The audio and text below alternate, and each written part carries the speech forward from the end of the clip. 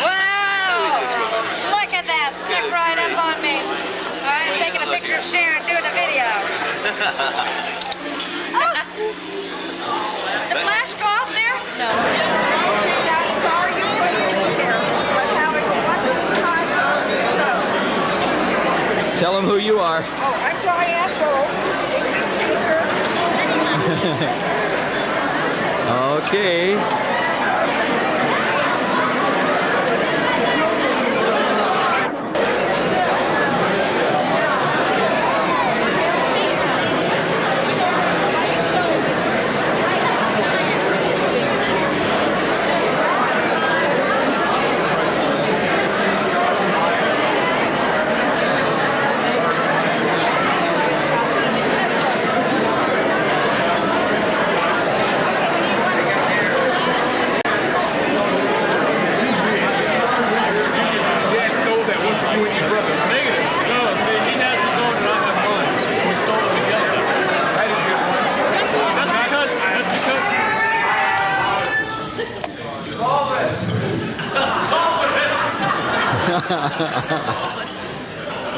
That's from the game last night. Not much mystery as to why we're all here. It's the think back, take a few days, back to a time, different place, and for many of us, a different life. I try to think back at some unique things about shape and to use as a tool in my memories. I drew on my 5 senses. The first sense I used was sounds. I remember the sounds of local people in the marketplace speaking French or Flemish. Sounds that particular tune they played in Banche or Olivier during the Festival of the Gilles. Forgotten about this. Probably because they were bolstered by alcohol. I remember having only one radio station to choose from.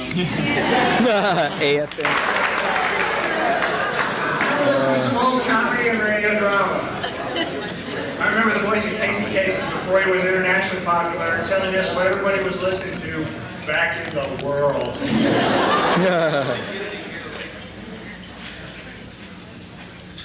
I remember that every jukebox in Belgium seemed to have the original copy of La Bamba. I also remember sights. Well, sights were easy. We had the architecture of the Mons Cathedral, the Belfry, the Mons Monkey, the Mannequin Fizz, the insides of dozens of bars, the side of a class ring sitting in the bottom of a glass of beer you were about to charge, and the impressive side of the main building in shape with all the flags of the neighbor nations fluttering on a rare sunny day. I also remember the side of the Mons housing bus 2 blocks away having left as I got to the ground.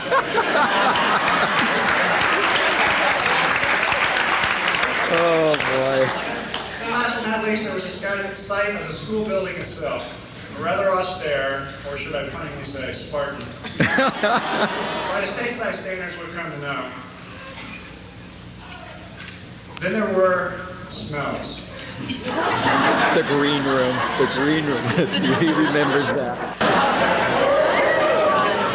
The master cult. Smell of frites, fried and roast fat, mules and waffles sold at street-side stands. To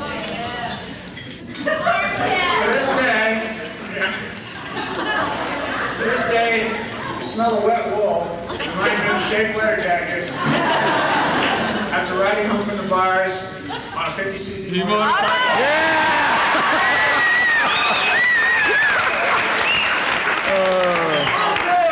During one of those excessive Belgian Christmas. And then the smell of ham and cheese sandwiches in a bowling alley. Yeah. And the smell of Belgian potato trailer, which had just been visited by what we knew as a honey wagon. Another sense is touch, or feeling. Remember the lousy transmission in the housing bus? The feeling in the air that it just has, is now, or soon will be raining again. I was wondering why it said light.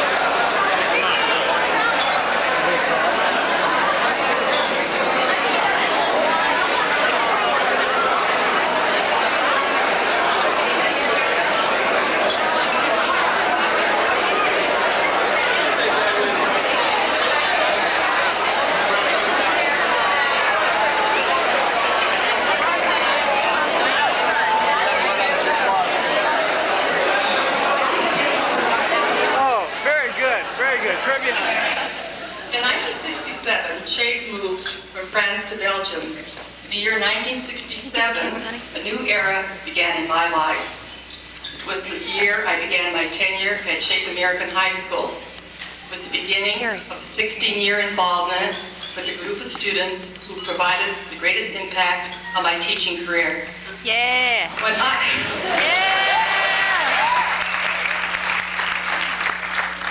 When I asked Wrenetta for possible suggestions for the theme of this speech, she proposed 2 items. Pity and values. Uh-oh. I selected the latter. Pity! What a pity! Pity, Miss Baby! After perusing my collection of 16 Shape yearbooks that I have prominently displayed in my apartment in Bermuda, I thought of several values that you possibly had acquired. I wondered how Shape had helped you to understand yourself and your place in the future. How had the values you acquired helped you to cope, to adapt, to accept the consequences of your actions? Oops. Uh-oh. A lot of us went to jail, I think. How had Shape nurtured your strengths and helped you to combat your weaknesses? Yeah. You were taught the value of tradition. It was the class of 1968 that had the greatest challenge because it was this first class that had to establish the framework for tradition.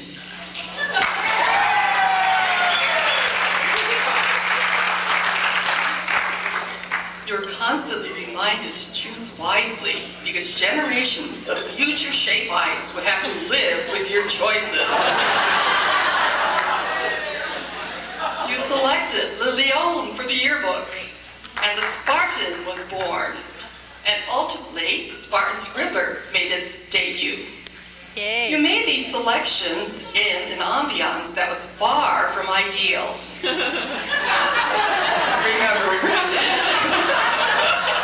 Surrounded by a sea of mud, the school was inadequately equipped.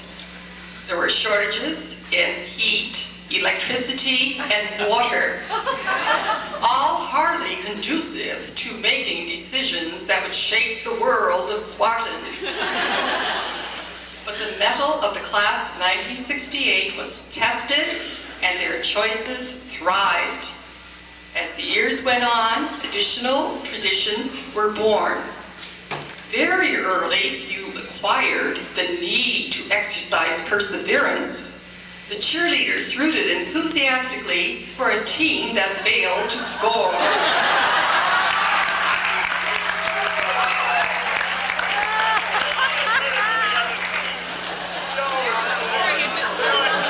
You mean on the field or off the field?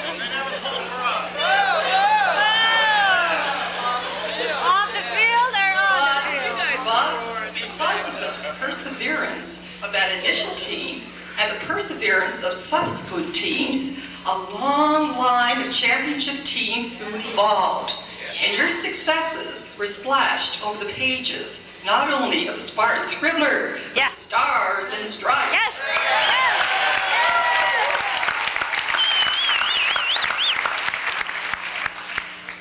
You recognized the need of belonging. You joined clubs and participated on many teams. And although Shape had clubs and teams comparable to other schools, there were some unique organizations. How many schools can boast of an official boozers club?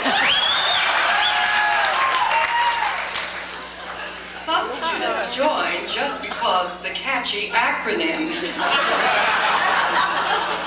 But the beautification of our school was the primary goal. Further pride in your school was evidenced in your exuberant singing of that all-time hit, Golden Men of Shape. The renowned composer of Golden Men of Shape, Mr. Thomas Sanderson, is with us here today.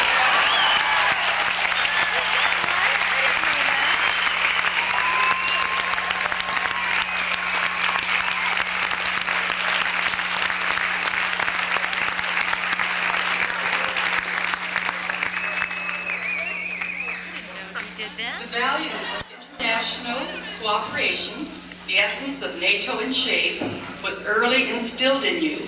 You recognized the necessity of working with students of other cultures. Perhaps you worked with them on the yearbook or played with them on a particular team. And certainly, you acquired a few new foreign words in the process.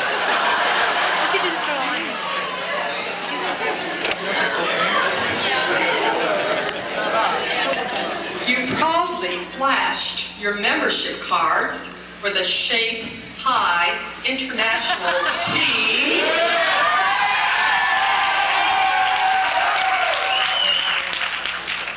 More tenderly known by its acronym.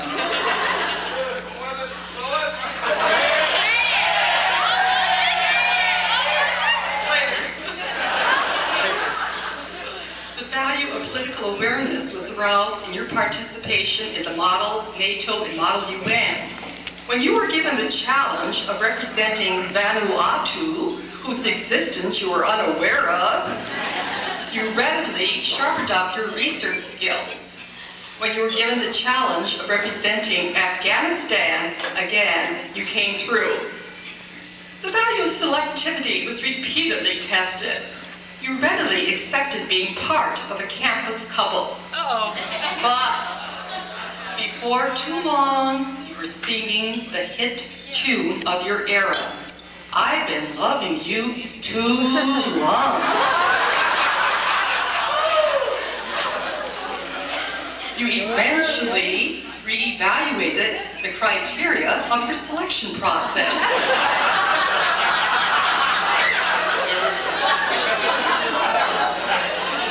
One young man gave me his list containing the ratings of the senior girls.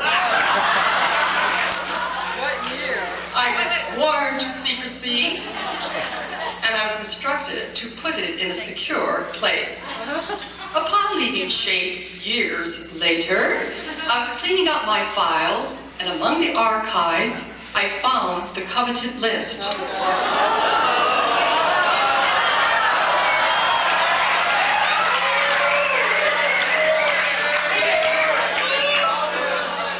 Optimistically, Walter, among others, have improved in their selection process. Early in your school years, you recognized the value of friendship. The friendship that is seen so clearly here today attests the beauty of that value.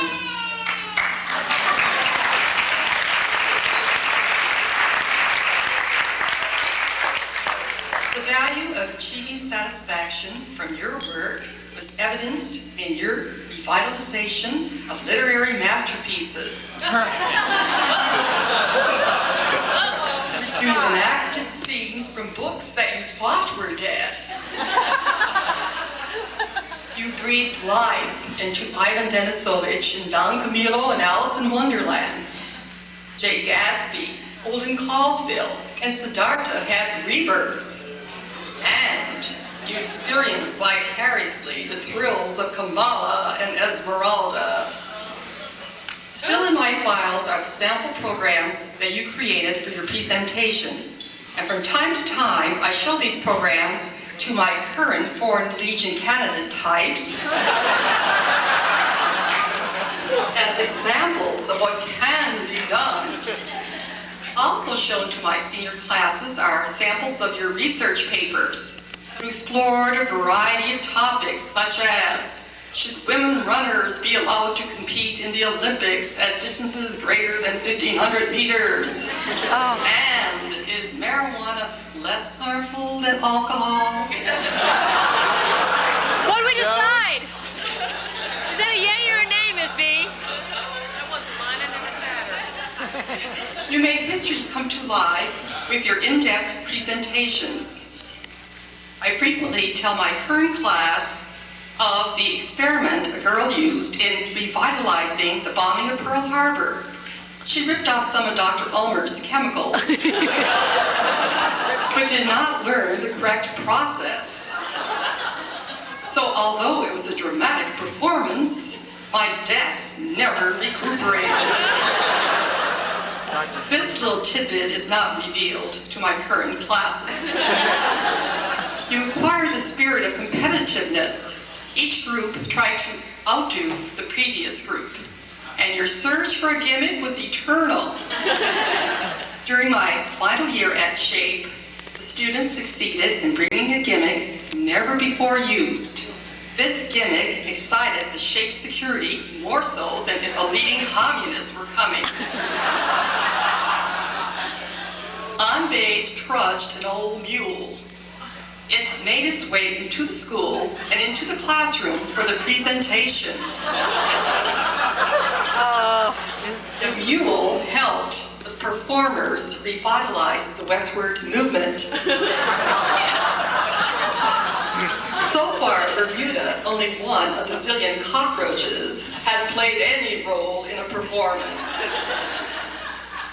You learn the value of appraisal, you recognize the need to give positive strokes before tearing the presentations to shreds. You learn to not only bequeath, but to receive these chops. Because of these presentations and the underlying value of the appraisal, perhaps subsequently you were better able to cope with a spouse, a child, or even an employer. You appreciated being challenged. You were determined to show your coach you could do something after a long duration on the bench. You proved to your teachers that you could accomplish the impossible. I remember one routine assignment in which students were asked to imitate the style of a writer that the students admired. One young lady decided that she wanted an appraisal further than mine. So she wrote to Isaac Asimov, the author whom she had imitated. Isaac responded, and he concurred that she indeed imitated him very well, and he hoped that she had received an A.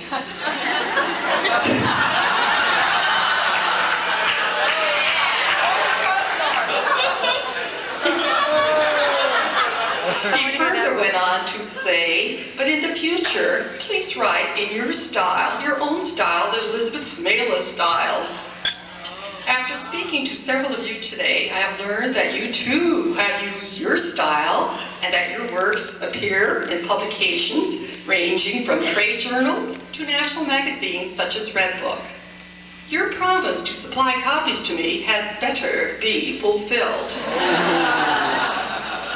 Your appreciation of the fine arts was aroused when your work appeared in the Square Gallery. Or maybe it was when you made your debut with the school choir, the school orchestra, school plays, or the dance contingent. Your values in the finer things in life was also evidenced in your experiencing fine dining. However, after receiving the shock of receiving raw hamburger when you ordered steak tartare, you decided to settle for the perennial favorite of moule, frite, and a grand bière. To stand out for your rights, received the ultimate challenge when your school newspaper was censored. You retaliated by publishing an underground newspaper. Hey, Terry, did you do this for a while?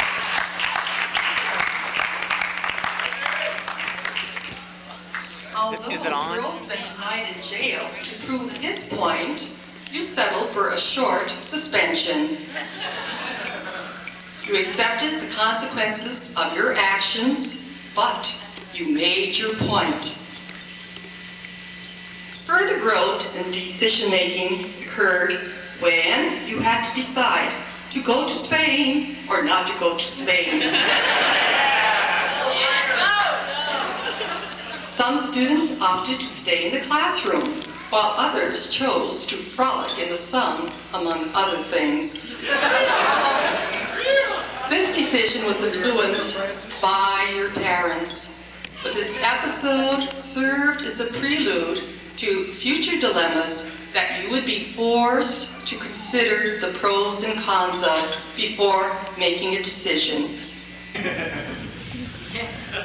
The fact that you already had fine values was evidenced in one of your annuals that was dedicated not to a person, but to an ideal, the elimination of prejudice. You're working with students of different races and cultures and doing such an effective job gave you a head start on your counterparts in the United States. The value of working hard was early instilled in you. Maybe it was the threat of a pity act or an invitation to join the Foreign Legion that stirred you on. The best example I know of the results of working hard is that of Wrenetta Olson Watts. The work that she had done to accomplish this weekend is unparalleled. Yes.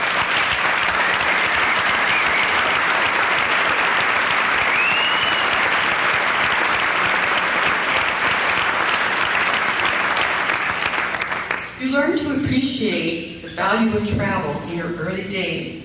You enjoyed roaming through Hemingway's Paris, Quasimodo's Notre Dame, and shaky Stratford-on-Avon. Some of you preferred plain Pigalle with its non-literary attractions. That's where all the bars are. There's pretty grungy area. The fact that That's some of you Tucson. have traveled here today Tucson. from places as far as Morocco and England attest to the joys of travel.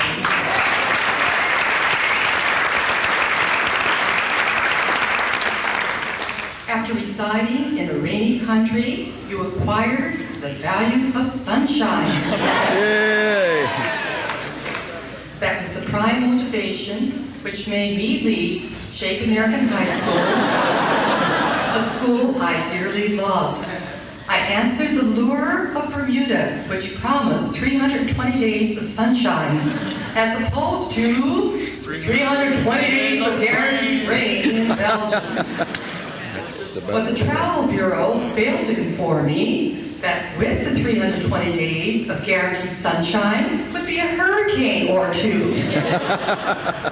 Hurricane Emily stole my roof, among other things, and deposited it all in the Atlantic Ocean. Since you have selected this city as the site of this reunion, I know that you too know a little bit of sunshine goes a long way. Sharing the sunshine of Bermuda with me are two former SHAPE educators. My current principal, Dr. Tom Smith, spent several years at SHAPE as an assistant principal. Mr. Steve Patch, now with me in Bermuda, also spent several years in SHAPE. So together, the three of us reminisce about the glories of SHAPE. Also, keeping up with the SHAPE connection are my colleagues and you with your letters and telephone calls. Some of you have even visited me in Bermuda. One young man came to Bermuda on his honeymoon. When I greeted him at the airport, I noticed that his wife was about 6 steps behind him. He approached me and he was shaking in his size 14.5 Triple E shoes. It was quite evident that he was filled with trepidation. He had made the selection without consulting me.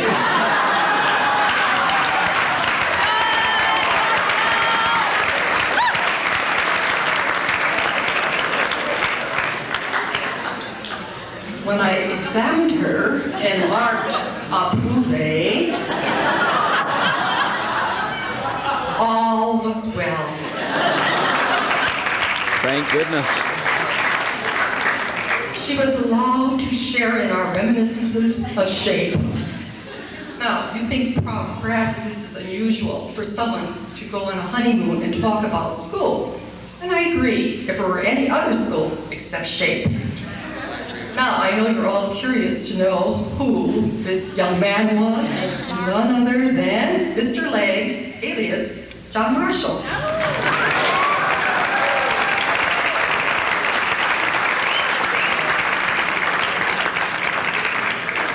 The last item on my list is perhaps the most important one. That's the value of an education. What you do with your life is the ultimate test of your education.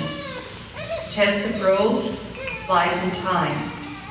After talking to so many of you during the past few days, I am convinced that the aforementioned values have shaped you into a remarkable group of people.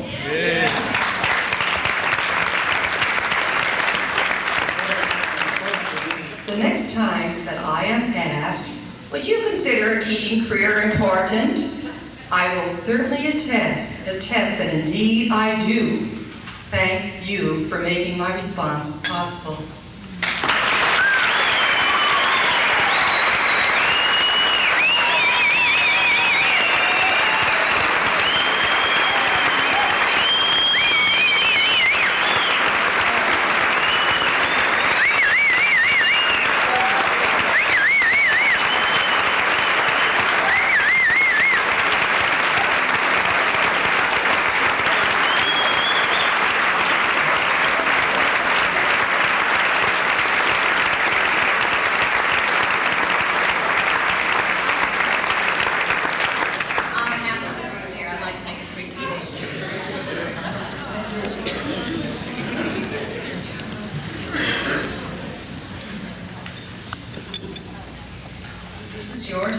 Take home to Bermuda, lest you forget where you've been. Let me read you what's inscribed in the back. On the front, this is for those of you who can't see, this is, well, let me read it.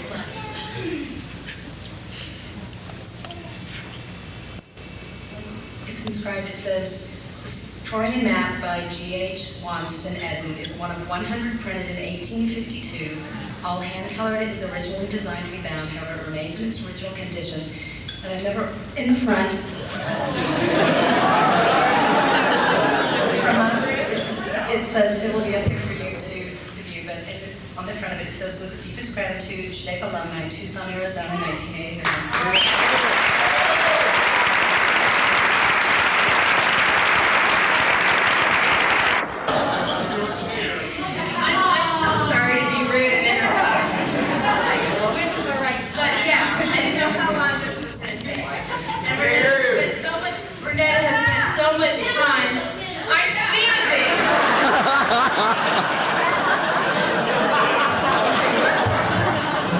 Wrenetta has spent a lot of time thanking everyone, and we just wanted to... Everyone said I look the same. Okay, leave me alone. Anyway, we just wanted to thank her for all her hard work, because she did have a lot of help, but she is the one who initially did all the work. So this is from everyone who contributed, and they signed the card. We love you, Wrenetta.